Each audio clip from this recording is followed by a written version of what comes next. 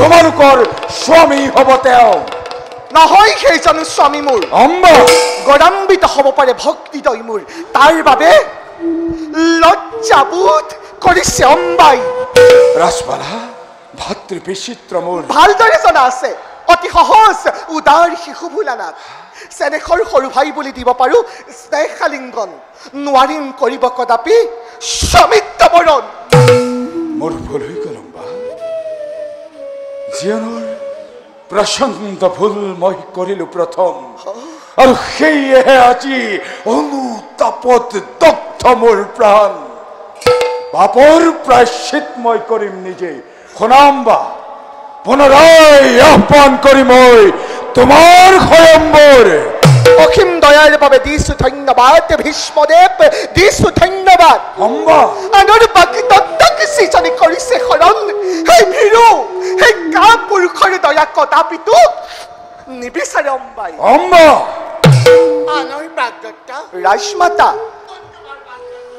ৰাজমাতা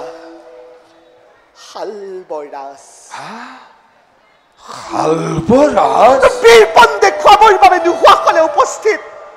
স্বয়ম্বৰতে স্বামীৰূপে দিলোহেঁতেন পৰমাল্যবোৰ ৰাজমাতা স্থলে নানিলেহেঁতেন মোৰ পুত্ৰই তোমাক হস্তিনাপুৰলৈ ৰাজমাতা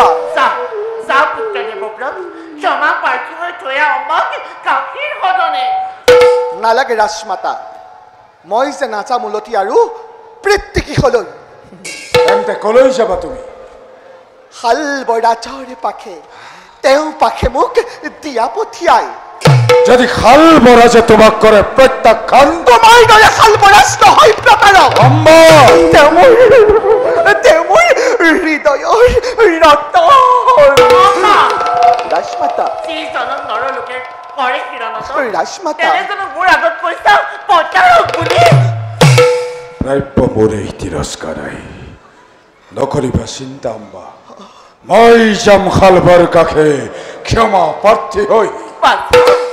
ক্ষমা বিচাৰিবি তই শালবৰ কাষত নালাগে যাব তুমি শালবৰ কাষে অম্বাক লৈ নিজে যাম মই মন্ত্ৰীদেৱ জ্ঞান কৰি অম্বাকে নিজ কন্যা ৰূপে মন্ত্ৰীদেৱ শালাংকৃতা কৰি নানা বস্ত্ৰ অলংকাৰে মন্ত্ৰীদেৱ থৈ ৰাখিম শালবৰ কাষে মন্ত্ৰীবৰ বেল তুমি ত্ৰিভুৱন বিজয় তুমিয়েই কোৱাচোন বাৰু শান্তনু নন্দন কিবা দৰে কি ভাবে তুমি শালবৰ